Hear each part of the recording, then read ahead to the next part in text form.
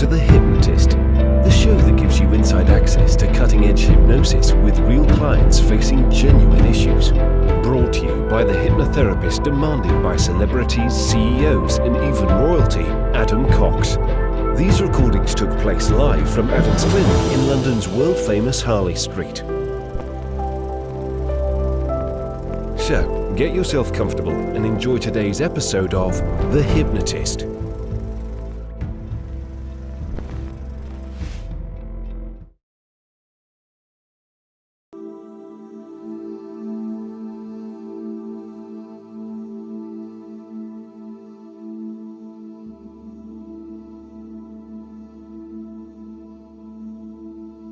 Take a deep breath in, and as you breathe in, imagine breathing in a feeling of calm and relaxation. And as you exhale, feel like any tension or stress is just leaving your body now. And if your eyes aren't already closed, in the next outward breath, as you exhale the breath, notice and allow your eyelids to naturally and gently close. Continue to breathe in that cool, calm feeling of relaxation, and as you exhale, continue to allow the tension to leave your body. And I want you to use the power of your imagination to imagine a childhood bedroom. And I want you to remember that bedroom at a particular time where you felt completely safe, secure, and relaxed.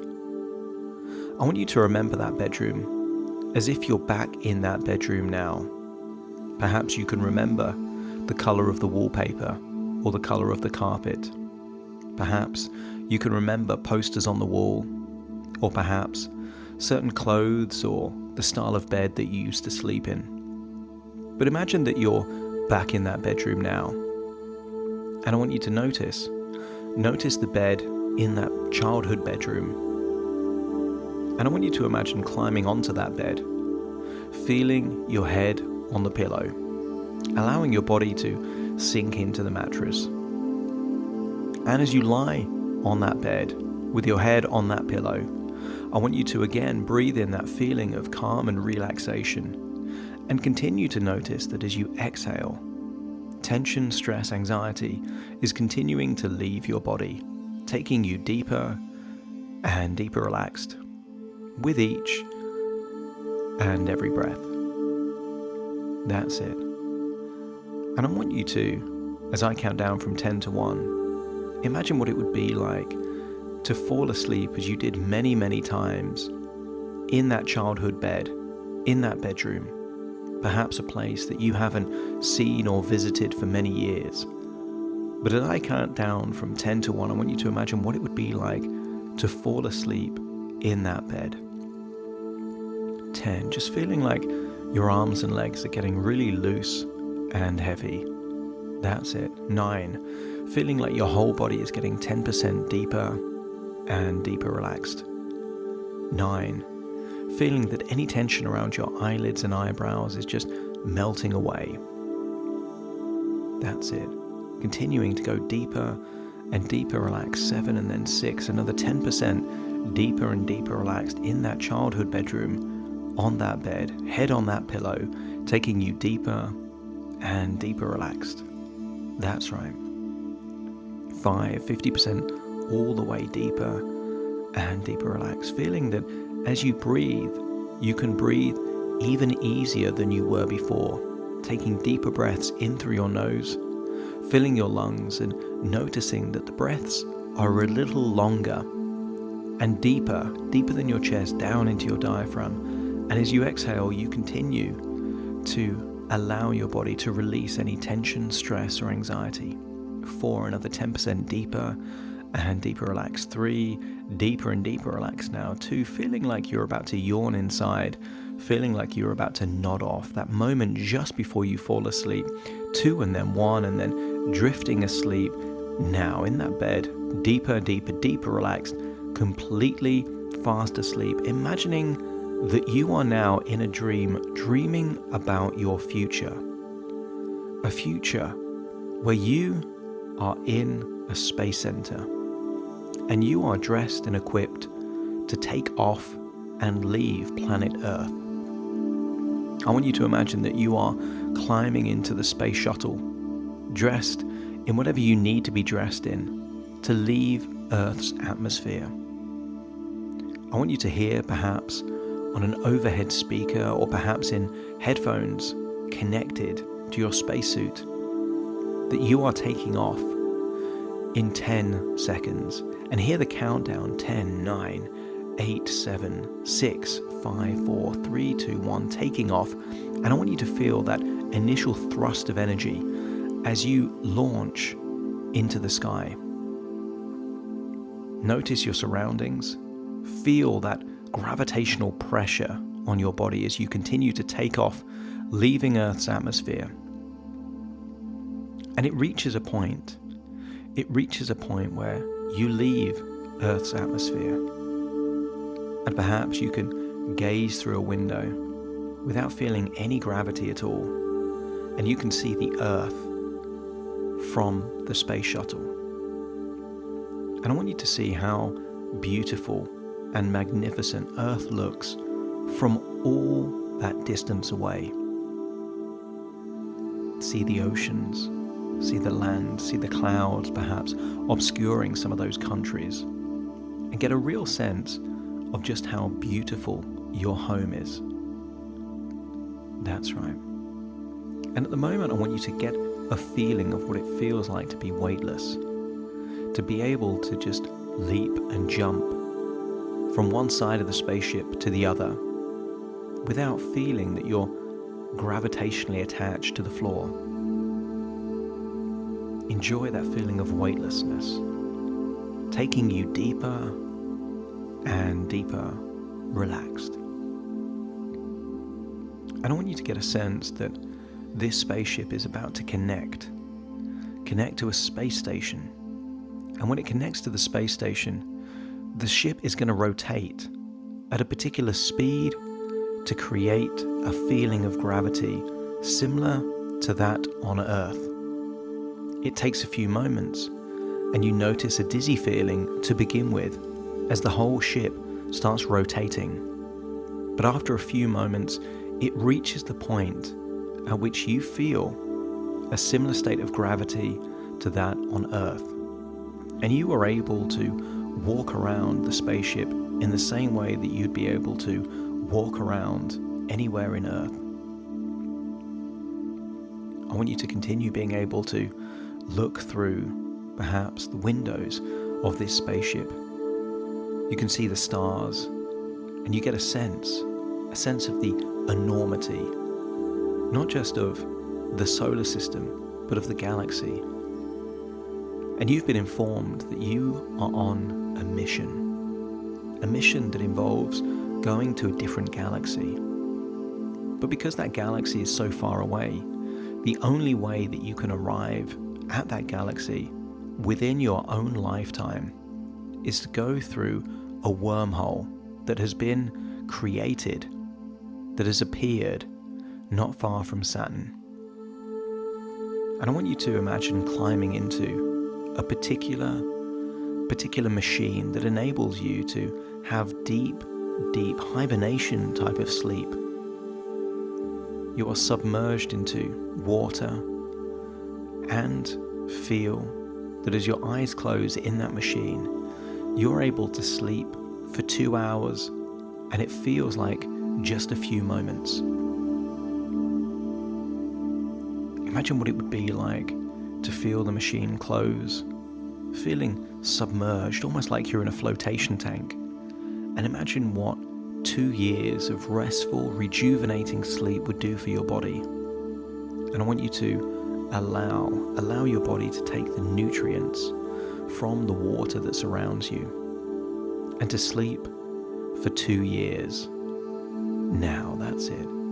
Feeling that while you're fast asleep in that machine, on that spaceship, traveling to Saturn, that your body is getting all of the rest and recuperation that it needs.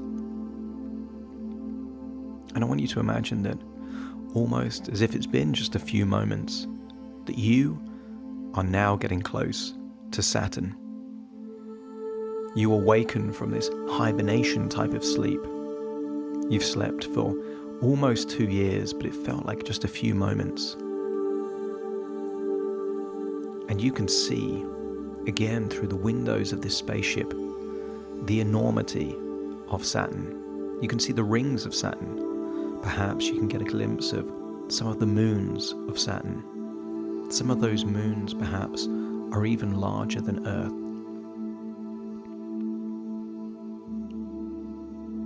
The rest of the crew are speaking amongst themselves about how they will enter the wormhole. And the wormhole is a form of a black hole that means that you will be teleported, almost transported, to a far-flung galaxy. But there are many, many different planets, many of which have a different or similar atmosphere and gravitational pull to that of Earth and potentially could be habitable. I want you to get a sensation that you and several others are now in the spaceship going through this wormhole and whoosh, feeling what it feels like to just appear in a far-flung galaxy, light years away from Earth. That's right. 2 years have passed since you've left Earth, and now you are in a different galaxy. And there is a particular planet, a water-based planet, that you have a desire to visit. But because the planet is close to a black hole, there is time distortion. Einstein talked about the theory of relativity, that time can travel at different speeds in different places because the gravitational pull is affecting time on this planet. 1 hour of time on this planet is the equivalent to 7 years of time back on planet Earth. It's part of your mission to visit this planet, and so you do. You visit this beautiful planet surrounded by water, oceans that are shallow. And as you look around, you have a sense of urgency while also appreciating the beauty of this blue planet. It looks like there are mountains on the horizon. You look around and you're looking for clues as to whether or not this planet could be habitable. But you need to be quick because minutes here represents weeks and weeks back on Earth. It's almost like you can hear a ticking clock, and perhaps each second represents hours back home on Earth. But as you look at the mountains, they seem to be moving, and it becomes clear that these mountains are in fact giant waves that are heading for your small shuttle that has departed from the spaceship. You get a sense that the waves are going to hit the spaceship, but you manage to get into the shuttle just in time. But the waves hit the shuttle, meaning that you have lost valuable time. The engines are waterlogged and will take time before they can be activated again. I want you to appreciate that in these just over 3 hours that you're on this blue planet, it's the equivalent of 23 years back on Earth. I want you to think of all the people that you care about and love most, and imagine what it would be like for it to be just 3 hours for you, but 23 years for them. What moments might you miss? What experiences will you never get to see? Which people in your life may not survive another 23 years? And I want you to get a deep sense of gratitude, connection, feel that love for those key people in your life and become increasingly aware of who those people are. If you feel a sense of loss for those people that may not be here in 23 years' time, then remind yourself to spend more time of quality, of connection, of meaningful things that you would do with those people. I want you to get a sense of perhaps those younger people. What distance would be created, not in proximity, but in time, if you were to see them again with 23 years apart. And I want you to get a deep sense of gratitude for the time that you have spent with these people, and an increasing awareness of how important these people are. An onboard robot on the space shuttle has managed to fix whatever problems have been caused by the excessive water, and you take off this planet just before another giant wave hits the spaceship, potentially costing another 20 to 30 years of time back on Earth. You return to the spaceship, and a different crew member has in fact aged 23 years in the few hours that you spent on this blue planet. It dawns on you. The reality hits you as to the time that you have lost with those people that you love, care for, and value most. I want you to get a sense of what you would do in that 23 years if that time wasn't lost. I want you to get a sense that you visit another planet, a frozen planet, and on there you meet someone stranded on that planet for decades. And while spending time with this person, you truly appreciate the value of human connection,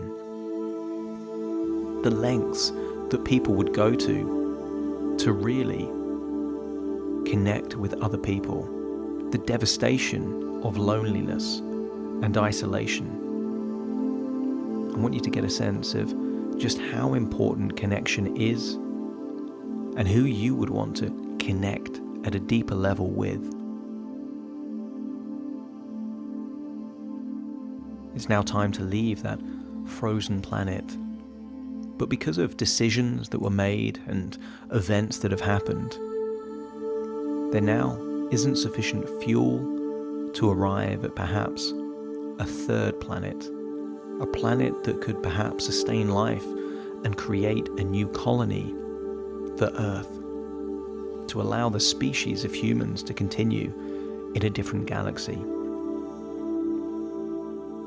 The only course of action for you is to make the decision to go into a black hole to gather the sufficient data required to enable people back on Earth to be able to solve complex equations and problems that are impossible unless they have data and knowledge from within the black hole. Black holes are so powerful that not even light can escape them. I want you to get a true sense of what it would be like to enter a black hole. The increasing sense of gravity, the pressure, pulling you in. If not even light can escape, then there is no hope for you once you pass the point of no return.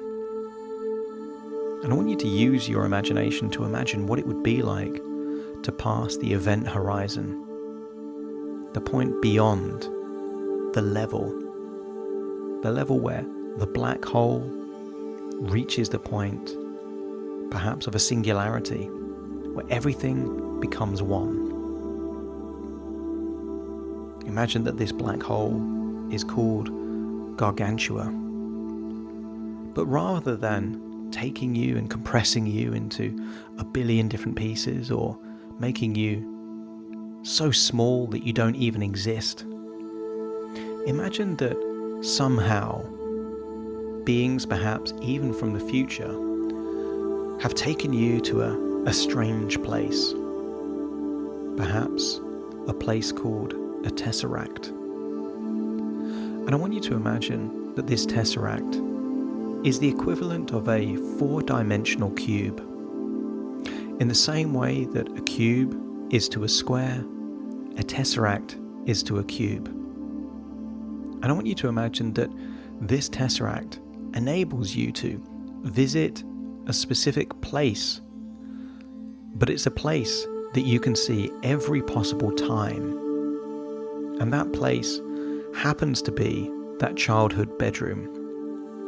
And I want you to see yourself perhaps through the walls or through a window. See yourself there at a particular time where you are fast asleep, dreaming about being on an adventure in a different galaxy. See yourself through that wall, fast asleep in that bed, looking so relaxed and so comfortable. But appreciate that in this Tesseract, you can travel backwards and forwards in time. I want you to go back to the first ever time that you even entered that room. Perhaps you were a young child.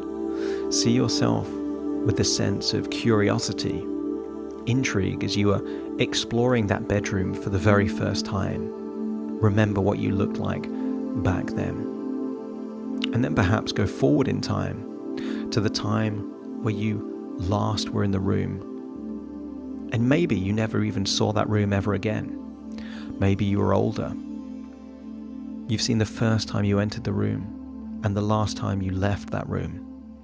And you've got the ability to see yourself at every single possible moment in time that you've ever been in that room.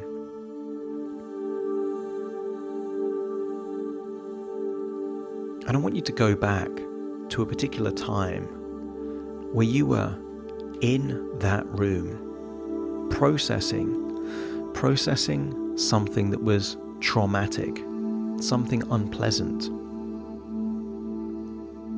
Go back to that moment where you can see yourself distressed, upset.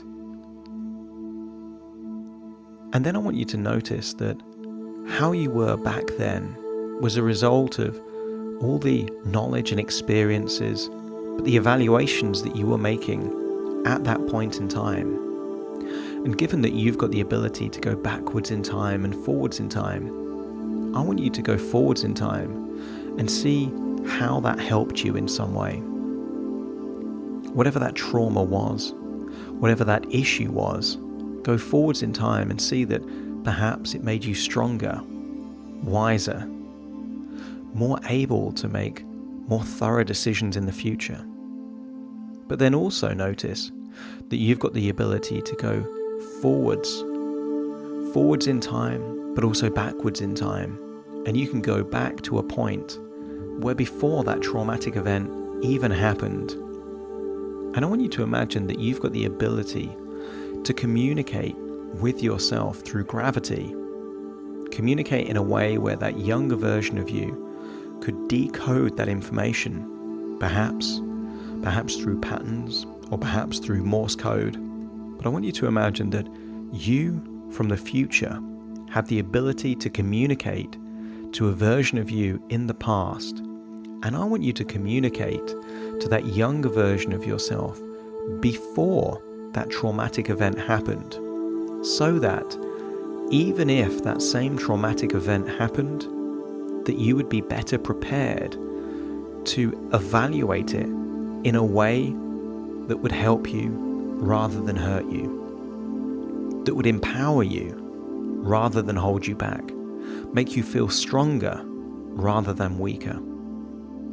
Get a sense that the required information that you from the future are communicating to that childhood version of you before that traumatic event happened.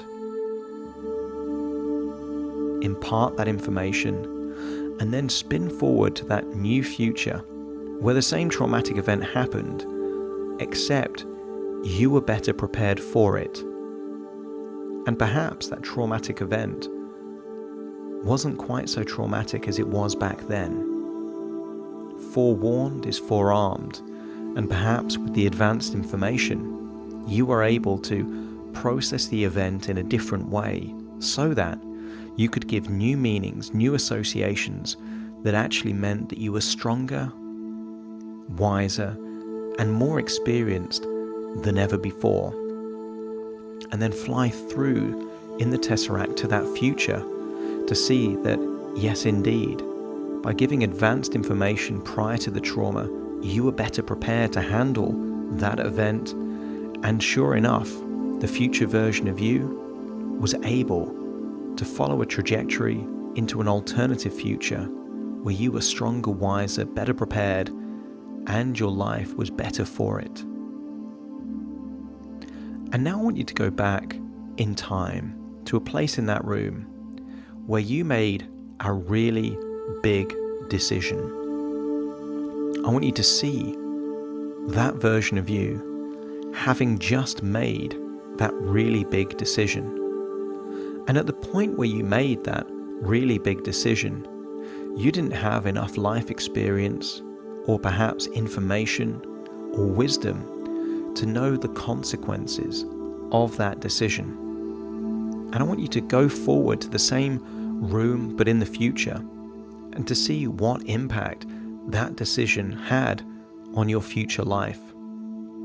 And if it was a decision that didn't serve you, didn't help you in the way that you intended, then I want you to go backwards in time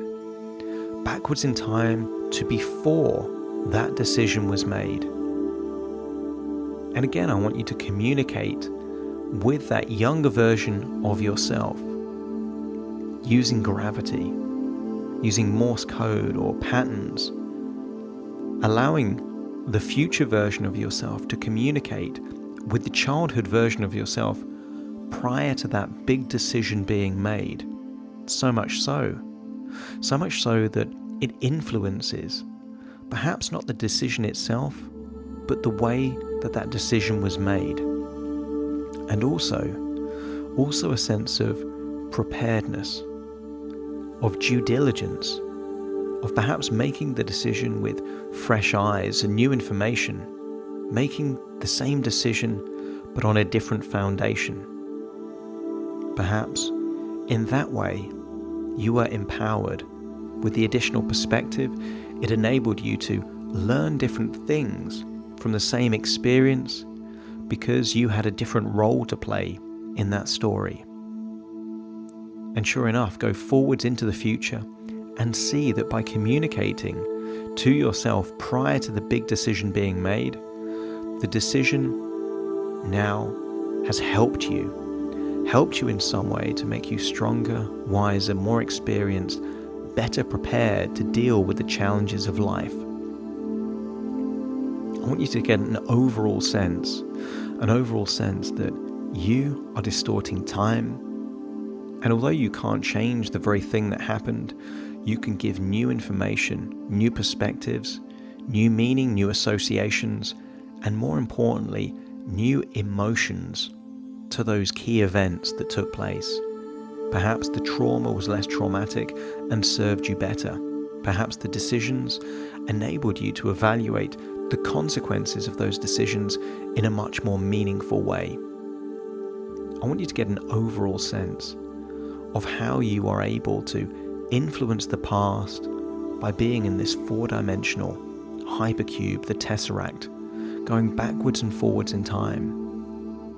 And I want you to get a sense that because you can go backwards and forwards in time, anything that doesn't quite have the ripple effect, the cause and effect relationship that you want in the future, you can simply go back in time again and perhaps provide more information, a different perspective, new emotions, to then change it and change it and change it again until it serves the future version of yourself all the way back to the present. So that the present version of you has an enhanced perspective, an improved level of wisdom, meaning, and evaluation that means at the point where you wake up back in that bed, you will awaken, unlocking new resources, new feelings of gratitude and appreciation for those things that have happened in the past in a way that genuinely helps your future, in a way that you can't comprehend yet because you haven't experienced the ripple effect of those new decisions and the cause and effect relationship of time. There you are in the Tesseract, that four-dimensional cube locked somewhere deep within a black hole.